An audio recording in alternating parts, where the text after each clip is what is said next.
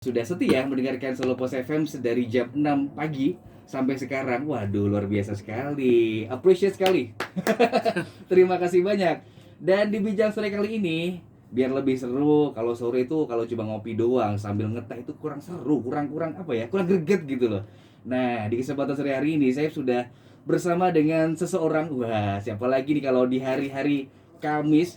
Tentunya pendengar semua sudah nggak asing dong dengan Mas yang satu ini. Coba cek dulu Mas, tes dulu. Tes cek. Oh belum, coba lagi. Cek. Nah, Ya, coba sudah masuk. sebentar, coba pendengar, tebak siapakah dia? A. Vino Gebastian atau B. Mas Aris. Nah, siapa nih? Kirim SMS langsung ya. Ya, Kayak gue. Kayak gue ya. Nggak ada pilihan as audien ya. Jadi ini kuis itu yang sempat booming pada waktunya, bukan. Karena nggak ada hadiahnya Mas di sini. Bahaya. Kita sudah bersama dengan Mas Aris Adinata. Ya, Ya, siap. gimana kabarnya Mas? Alhamdulillah baik. Sehat ya? Sehat. Meski ya agak mendung-mendung tapi ya nggak hujan sih hari ini ya. Gimana? Kebetulan biasanya kan tiap Kamis itu hampir 3-4 minggu ini ketemu hujan, tapi Betul. hari ini ketemu hujan gitu. Bentar, tadi membahas masalah mendung tuh yang mendung langit atau hatinya Mas? Ada dua mungkin antara dua itu. Oke Mas Aris, seperti biasa kita akan membahas sebuah tema yang sangat menarik berkaitan tentang brand. Nah, Ya, ini kan pakarnya sudah ada di sini nih Mas Aris Adinata. Kita akan membahas sesuatu yang menarik selama 1 jam ke depan sampai nanti jam 4 sore. Di kali ini kita akan membahas apa sih Mas Aris? Monggo silahkan. Jadi hari ini kita mencoba menyampaikan terkait bagaimana kita meracik sebuah brand gitu ya. Selama ini kan setiap Kamis kita sampaikan bagiannya gitu ya. Jadi saya mencoba menyederhanakan dan saya mencoba memberi analogi agar teman-teman pendengar Solo Pos FM lebih mudah memahaminya. Jadi misal gini, Mas Saif ya? Saif ketika mau masak kan butuh bahan baku, Betul. butuh resep kayak gitu, butuh cara penyajiannya dan sebagainya gitu. Nah, kita ibaratkan bahwa membangun brand itu ibarat seni memasak gitu kan. Betul. Apa sih ketika kita ingin membangun brand? Tentu kan kita butuh bahan baku nih. Ketika kita bikin masakan, ketika kita ingin membuat sebuah masakan, tentu kita harus memerlukan bahan baku. Nah, betul. Apa sih bahan bakunya ketika kita ingin meracik brand ini? Nah, teman-teman kan harus siapkan nih bahan bakunya. Ada logo, ada desain kemasan, ada produk, ada tagline dan sebagainya. Itu adalah bahan bakunya ketika teman-teman ingin membangun sebuah brand. Nah, ketika bahan baku ini tersedia, tentu kan teman-teman butuh resep nih. Iya, betul. Dari bahan baku ini mau diapain nih resepnya gitu. Bahannya udah siap, resepnya nggak ada, hancur ya Mas ya. Nanti mau jadi soto atau mau jadi bakso gitu kan. Mau masak soto jadi rawon. Gitu. Kan kita butuh resepnya. Iya. Nah, ketika bahan baku sudah ada, tadi logo, kemasan, tagline, kemudian warna identitas dan sebagainya, teman-teman butuh resep. Nah, resep ini dalam brand adalah namanya brand strategi. Nah, kita siapkan nih langkah-langkah untuk menyusun bahan ini, namanya brand strategi. Ya, kemudian ketika kita sudah sudah punya bahan, kemudian sudah punya resep, kemudian ada yang namanya terus masak piye gitu kan. Ya, betul. Dari bahan baku, kemudian kita punya resep, kemudian setelah bahan baku resep kan nggak jadi kalau nggak dimasak nih gitu kan. Nah, ini namanya aktivasi dari sebuah brand. Betul. Nah, maka brand itu perlu diaktifasi setelah bahan baku ready, kemudian resep ada, kemudian kita masak nih, kita olah nih gitu kan. Kita aktivasi. Nah, kemudian dari aktivasi ini kan dari bahan baku, resep, kemudian sudah kita masak jadi nih gitu kan. Kan ketika jadi mau kita kita suguhkan nih gitu kan. Kita suguhkan kepada orang yang makan nih. Betul. Kita suguhkan kepada konsumen namanya. Nah, ini di brand namanya brand komunikasi. Brand komunikasi atau brand delivery. Jadi bagaimana masakan ini, brand ini bisa terdelivery kepada konsumennya gitu kan. Nah, ini yang harus teman-teman pahami. Jadi saya menganalogikan ketika kita membangun sebuah brand, ketika kita ingin meracik sebuah brand, maka langkahnya seperti kayak kita masak sebenarnya gitu.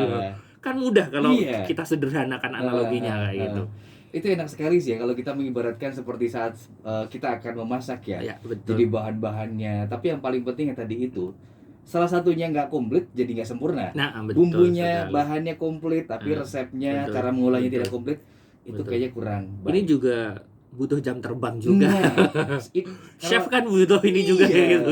Jadi jam terbang itu adalah guru yang terbaik ya Mas ya? Iya, jadi berdasarkan penelitian gitu ya, the magic of number itu minimal orang expert di dalam bidangnya itu butuh waktu sekitar 10.000 jam Betul, setuju. pertama Betul. untuk bisa menjadi expert. Nah, Betul. bagi teman-teman ketika ingin membangun brandnya, kalau tidak punya jam terjang 10.000 expert, maka kan bisa menggunakan konsultan Betul, gitu betul, kan. betul. Kan bisa menggunakan orang ketiga. Iya, iya. Jadi pemilik bisnis tidak harus dia paham semua aspeknya. Iya. Ketika di sisi brand mereka kebingungan, maka bisa melibatkan orang luar Betul. yang expert. Oh, mereka tidak paham. Contoh nih, ada pembisnis yang mereka tidak paham digital, maka dia bisa menggunakan konsultan digital, marketing dan sebagainya. Nah, ini yang harus teman-teman sadari. Setuju sih, tadi Mas Haris bilang bahwa 10.000 jam, dan itu saya praktekkan juga. Iya, betul. Dalam pekerjaan saya selain sebagai seorang penyiar, sebagai seorang MC, selalu berlatih ataupun nggak MC ataupun enggak, kita berlatih di depan kaca. Iya. Dan kalau kita sering melakukan itu, lama-lama kita akan ekspor di bidang itu. Iya, betul. Kita akan terbiasa. Iya, Kalau Bruce Lee bilang, saya tidak takut dengan orang yang punya berbagai macam jurus, Iya. tapi saya takut dengan orang yang punya satu jurus tapi dilatih terus. Yes, betul. Itu ya. Nah, sama ketika teman-teman sebagai pemilik brand atau brand owner, maka ini waktu yang akan memberi pelajaran buat kita. Iya. Jadi gini, kan bisa jadi kita ketika membangun brand kan tidak mulus nih gitu kan. Kadang kita terjatuh, kadang kita bangkrut, kadang kita ditipu, kadang kita salah gitu membuat kemasan, kemudian dan sebagainya gitu. Kadang kita ketika delivery produk ternyata kita salah target market. Ternyata, nah ini kan banyak terjadi. Betul. Nah ini yang akan membentuk kita sebagai brand owner. Di sisi mana nih gitu kan. Jadi gini, kalau tadi saya menganalogikan membangun sebuah brand adalah seperti kita memasak. Yang perlu dipahami teman-teman, berkali-kali saya sampaikan 3 langkah membangun brand kan ada. 1, kita harus bikin fondasinya. Bikin fondasinya. Namanya brand fondasi. Kemudian brand komunikasi, kemudian brand evaluasi. Kita sebagai seorang pemilik brand, ada masa-masa kita butuh waktu untuk mengevaluasi nih, gitu. Kok ini penjualannya turun gitu kan? Kok stagnan? Kok turun? Iya. Kok ini ada komplain dari pelanggan? Iya. Nah, bagaimana ketika kita menghadapi komplain? Mungkin kasus yang terakhir ini memberi pelajaran sangat baik. Saya nyebutkan merek nggak apa-apa ya. Iya. Jadi ketika ada kasus Eiger yang viral ketika ada seorang konten kreator gitu kan, konten kreator YouTuber, ternyata ada dari pihak manajemen Eiger memberikan peneguran gitu kan. Nah ini kan memberi pelajaran apa sih yang dilakukan bagi Eiger ketika menghadapi komplain. Nah teman-teman kan juga belajar nih, bisa mengambil dari kasus ini gitu kan. Betul. Nah ini yang teman-teman harus sebagai pemilik brand belajar evaluasi. Iya betul. Saya setuju sih Mas, tapi saya tertarik sekali dengan pada saat kemarin ramai memuncak kasus itu. Tapi beberapa hari yang lalu saya melihat CEO dari produk tersebut memberikan permintaan maaf dan mengakui itu sangat berat loh. Betul. Tapi itu dilakukan oleh beliau dengan begitu beraninya bahwa ini gitu sebenarnya hanya saya yang memberikan keputusan, jangan salahkan salah satu nama. Karena salah satu nama yang disebut itu saya juga kenal dari Bandung. Salah satu teman juga pada saat di Jakarta. Dan dia tidak tahu menahu sebenarnya memang keputusan ini diberikan oleh langsung pimpinan.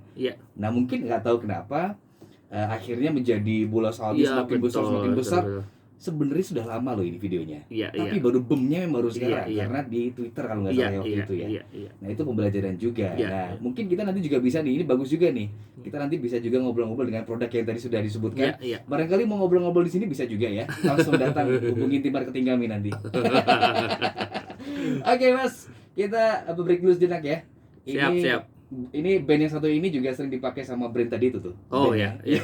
Ada Firsa Besari. Kita sama-sama iya. Oke, siap. Peluk untuk pelukmu. Begini, hai. Masih penasaran dong ya, kita akan membahas selalu tentang brand di hari Kamis sore. Dan sudah ada Mas Aris yang akan melanjutkan, kita akan membahas tentang seni meracik sebuah brand. Karena Mas Aris nih ya, sebuah brand itu kalau kita tidak bisa meraciknya dengan baik, sebaik apapun itu kayaknya sia-sia ya kalau kita nggak bisa meracik dengan bagus gitu. Iya betul. Jadi gini, ujung dari sebuah aktivitas membangun brand ini kan kita ketahui ujungnya ngapain sih kita sebenarnya bangun brand ini, mau apa gitu kan. Kalau anak muda sekarang nih sih bahasanya agar kita mendapatkan hati dari konsumen kita, agar konsumen jatuh cinta gitu kan. Sebenarnya lebih kepada bagaimana kita mendapatkan loyalitas sebenarnya kepada konsumen. Contoh nih, kasus yang tidak saya sampaikan. Maka para konsumennya yang loyal. Jadi gini, ketika brand ini sudah terbangun dengan baik, ujungnya itu kan kita dapat loyalis nih. Loyalis ini tanpa kita bayar dia akan mempromokan. Tanpa kita bayar, ketika ada kasus dia akan menjadi pembela nomor 1. Betul sekali. Jadi kita nggak perlu buzzer-buzzer gitu, nggak perlu gitu kan. Buzzer gratisan itu kan gitu kan. Dia kan sudah ini sendiri gitu kan. Mereka kan membela mati-matian tuh gitu kan. Membela mati-matian, bahkan menyerang kompetitor nih yang mengambil momentum dari dari kasus ini. Nah, ini yang harus kita pikirkan, yang harus menjadi tujuan kita. Ketika kita membangun sebuah brand, maka bagaimana kita bisa mendapatkan hati, bagaimana kita bisa mendapatkan loyalitas dari konsumen itu. Ketika tadi resepnya sudah, bahan bakunya sudah tersaji dan sebuah, ketika mereka merasakan kan ini, brand itu kan terjadi ketika mereka sudah mendapat experience gitu kan, ketika pengalamannya gitu kan. Pengalaman. Bisa jadi ketika itu disuguhkan brand itu dari racikannya, resepnya, bahan bakunya, itu kan mereka merasakan ketika memakainya, menggunakannya, merasakannya, sentuhan dengan customer service-nya, kualitas produknya. Nah, itu akan membentuk persepsinya para konsumen. Jadi brand kalau brand adalah ini lebih kepada maksudnya gini, branding itu lebih bagaimana kita membangun sebuah persepsi sebenarnya. Persepsi ya. Jadi memang seperti itu ya. Karena gini, banyak yang mungkin pendengar yang belum paham tentang pentingnya arti sebuah brand. Padahal kalau kita punya produk, kita punya sebuah brand. Sebenarnya enak. Kalau kuliner mungkin sebenarnya enak. Contoh nih kuliner yang mungkin banyak dikenal dan juga tidak asing di telinga pendengar Solo Pos FM. Kuliner kita pernah pasti mendengar sebuah kuliner atau merasakan sebuah kuliner yang enak. Betul. Tapi kenapa dia segitu-gitu aja gitu loh, tidak bisa mengembangkan dirinya? Nah itu kan sebenarnya karena brand. Ada lagi yang makanannya biasa aja, tapi brandnya oke banget dan itu ramai sekali. Betul sekali. Itulah kekuatannya. The power of brand sebenarnya. Kalau teman-teman sadar pelaku bisnis ini betapa pentingnya kita membangun brand gitu kan. Bayangkan gini, ketika kita merasakan soto di Jakarta dengan brand A gitu kan. Brandnya kuat nih gitu kan. Orang Jakarta tahu ini sotonya enak nih. Nah, ketika dia pulang kampung, dia ketemu soto lagi yang sama seperti di Jakarta. Otomatis ini kan menjadi jaminan, garansi. Ketika soto A itu ada di Solo. Ini sama nih gitu kan. Brandnya sama. Maka persepsi konsumen terhadap soto A pasti akan sama dengan di Jakarta. Betul. Ketika soto A ini didirikan di Jogja, di Papua, di Kalimantan, ketika kita ada acara di luar kota, ketika ada acara di kota-kota tersebut, kemudian kita pengen nyari soto nih. Aku nggak mau makan soto yang sembarangan nih. Saya pengennya yang memang enak, sudah saya kenal. Otomatis ini kan menjadi jaminan. Jadi brand itu bisa menjadi jaminan, brand itu bisa menjadi investasi. Bisnis boleh bangkrut, tapi brand tidak akan pernah mati. Nah, ini yang saya tadi baru saja lihat di YouTube, Mas Haris. Ada sebuah brand fashion, dia mengeluarkan series makanan berkolaborasi dengan makanan O. Itu mahal, Mas. 3 isinya 500.000. Di logika dari mana? Tapi penjualannya gimana? Ada yang beli loh. Dan laris loh. Bukan rebutan. Betul. Gimana itu? Gak logis itu kayak gitu. Jadi gini, ilmu brand kalau digunakan dalam tanda petik dengan dengan cara yang jitu itu bisa menghasilkan gitu. Betul. Jadi orang sudah tidak berpikir harga lagi. Orang tidak berpikir lagi itu produknya apa gitu kan. Apapun keluarannya dari brand A itu pasti dibeli. Benar. Jadi ini contoh, ketika brand A mengeluarkan produk asli original gitu kan, ada KW-nya, ada yang keluar dan sebagainya. Original itu harganya semisal 5 juta gitu kan, KW-nya 1 juta, 1,5 juta. Orang pasti akan, para loyalis itu burunya yang original. Betul. Karena apa? Persepsi sudah menancap kuat gitu kan. Pasti keren nih. Jadi gini, selain brand itu membangun persepsi, brand itu adalah ketika lu pakai itu, lu jadi apa? Nah, itu dia. Bener. Branding itu membuat itu sebenarnya gitu kan. Iya. Contoh gini nih, ketika saya menggunakan jam merek A semisal Iya, gitu, iya. saya itu merasa jadi apa? Iya. Menjadi seorang profesional, menjadi orang Merasa seperti Cristiano Ronaldo. wah dan sebagainya. Woi. Nah, itulah sebenarnya ketika Iya, kita iya. pakai baju celana jeans gitu merek A, Betul. kita merasa jadi kayak cowboy, maco dan sebagainya. Padahal yo Podo wae. podo wae gitu kan. Ini sebenarnya yang harus Iya. dilakukan, turun ya suaranya. Ketika harus dilakukan bukan dilakukan maksudnya. Inilah fungsi dari sebuah branding gitu Iya. kan. Bagaimana membuat orang itu merasa jadi apa sebenarnya Betul, betul. dari produk yang dilahirkan atau yang dikeluarkan oleh brand tersebut. Kita membahas fokus pada fashion. Karena di fashion ini banyak sekali yang nggak logis. Produk tas ya mungkin Ya. kalau saya ya mungkin untuk Ya. saya lelaki hal yang Ya. logis, tapi untuk Ya. perempuan Ya. oh, enggak ini bagus banget. Ini ada gini-gini ya beda ya masing-masing orang. Tapi kalau Iya. kita para lelaki serius nih seharga mobil, serius nih seharga motor dan itu dibeli juga. Yes, Itu kan betul. sesuatu yang tidak logis, tapi gimana sih mereka awal tuh membentuk brand sehingga akhirnya bisa sampai seperti itu, Mas Haris? Iya, betul. Saya punya teman di Semarang namanya Mbak Shanas. Dia punya namanya, saya lupa namanya brandnya. Jadi tas ini diekspor ke Eropa dengan harga di Eropa itu dianggap menjadi barang mewah, Wah. berkualitas tinggi. Iya. Tapi malah justru dihentikan Di Indonesia. oleh bea cukai dari Eropa, nggak boleh masuk Wah. Eropa. Karena apa? Dianggap ini bermasalah. Bermasalahnya apa? Barang berkualitas bagus tapi dijual murah gitu kan. Oh gitu. Bayangkan di Iya, iya, Indonesia itu dia sudah standarnya sudah lumayan, tapi Iya. dikirim ke Eropa itu harga kualitas produknya, barangnya Iya. itu dianggap apa namanya? Terlalu murah. Terlalu murah. Justru malah dicurigai gitu kan. Iya, iya. Nah, ini aja jadi gini. Kan jadi masalah gitu. Iya. Jadi gini, ada tipe konsumen yang juga ketika membeli sebuah produk gitu kan, kalau dengan harga, ini permainan psikologi harga juga ya. Iya. Permainan brand juga kan juga di sana gitu kan. Nah, ketika produk itu dijual harga 500.000 dibandingkan dengan produk tersebut dijual 10 juta, orang kan berpikir, ini kualitasnya masih keren nih 10 Iya. juta. Padahal itu sama Betul. kualitasnya, Betul. bahannya sama. Betul. Tapi yang membedakannya kan di sana ada. Jadi gini, penentuan sebuah harga dari sebuah brand itu kan gini. Kalau sekedar kita menjual produk, itu kan komoditas nih. Betul. Kita hanya menjual produk. Tapi kalau kita ini ada produk ditambah value, inilah yang namanya disebut namanya brand. Betul.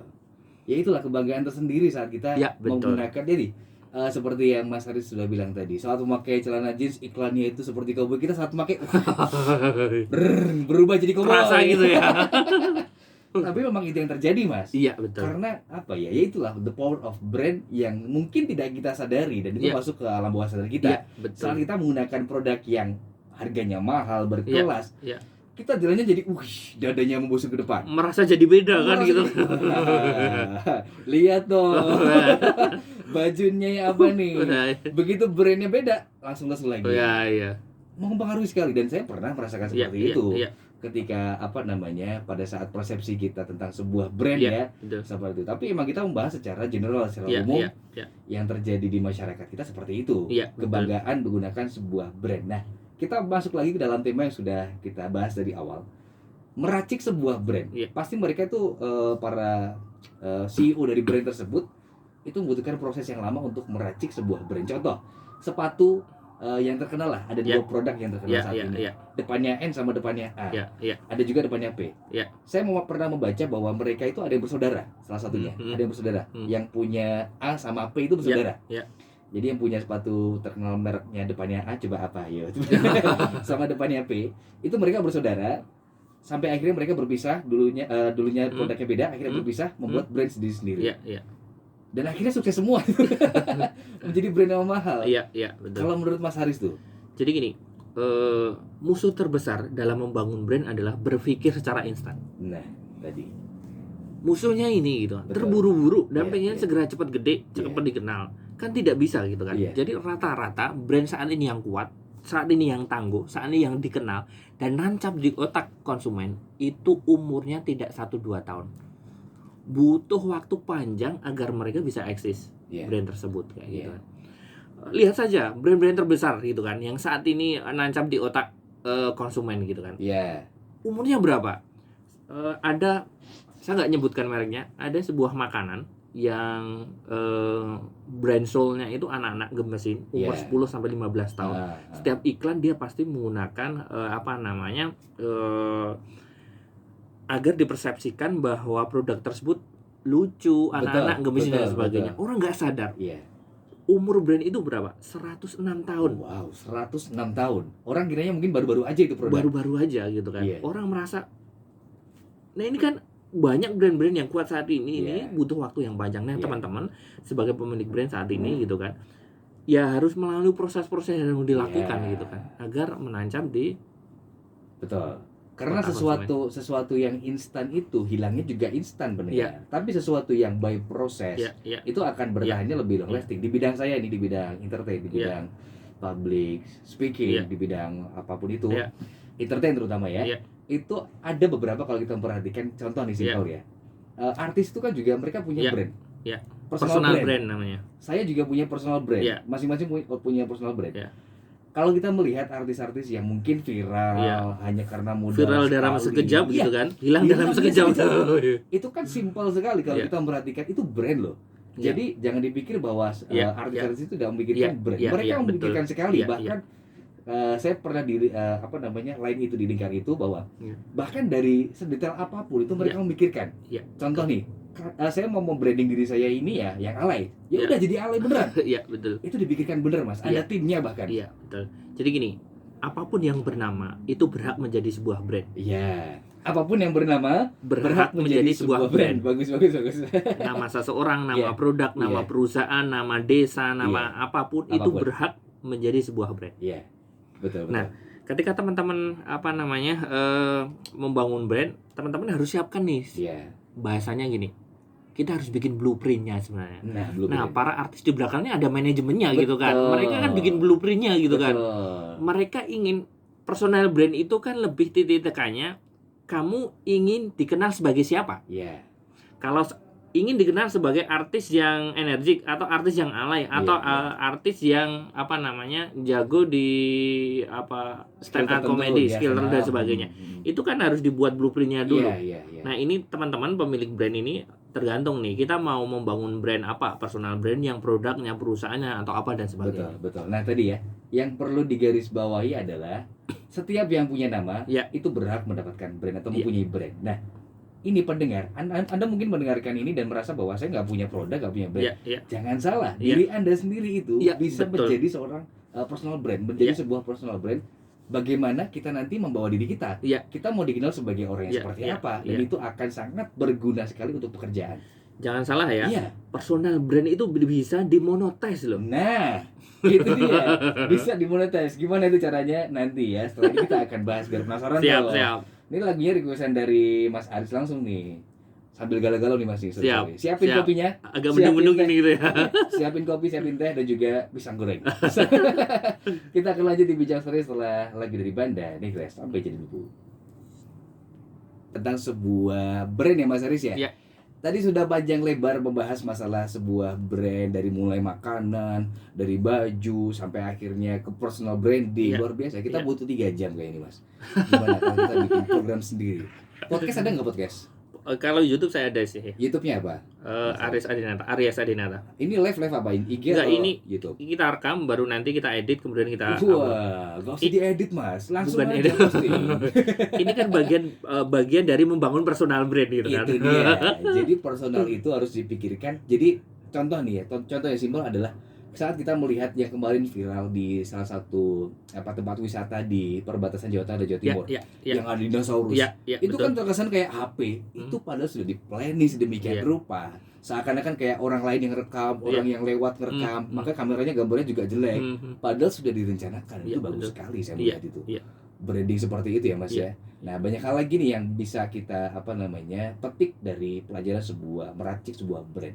Ini masih di sesi akhir. Monggo nih kesimpulan dari tema kita, meracik sebuah brand. Monggo. Ya, bagi teman-teman pemilik brand atau brand owner, teman-teman yang perlu teman-teman menjadi pegangan itu bagaimana ketika di awal teman-teman harus siap yang namanya blueprint.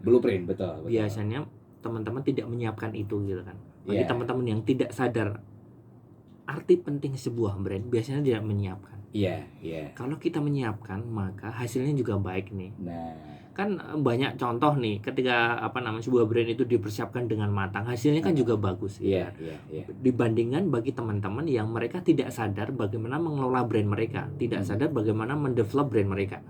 Nah, ketika teman-teman sudah tahu, oh ternyata keren nih, oh ternyata penting sekali membangun Iya, sebuah brand, iya. maka ketika teman-teman sudah menyadari saat ini, inilah saatnya teman-teman menyusun itu. Iya. Jadi harus dipersiapkan dari sekarang sebaik mungkin dan juga Iya, sedini betul. mungkin. Iya, Kalau Anda pendengar semuanya ingin brandnya berkembang, entah brand produk Anda atau Iya, personal iya, branding betul. Anda. Ada dua hal tadi ya. Iya. Oke, Mas, ada yang mau disampaikan lagi? Siap, sudah. Terima kasih Mas Aris, kita butuh 3 jam beneran Iya, deh iya. ini kayaknya. Next kita bikin radio sendiri. Jangan. Podcast maksudnya. Iya, iya, iya. Radio podcast. Kita bahas masalah brand yang semoga bisa menginspirasi pendengar semuanya. Terima kasih Mas Ya, Aris sudah sampai hadir ketemu ke minggu depan. Gria Selopos selanjutnya. Ya. Minggu depan kita bahas brand lagi. Oke, siap. Dengan siapa? Tak tahu nanti. Masih belum tahu karena berganti-ganti penyiarnya.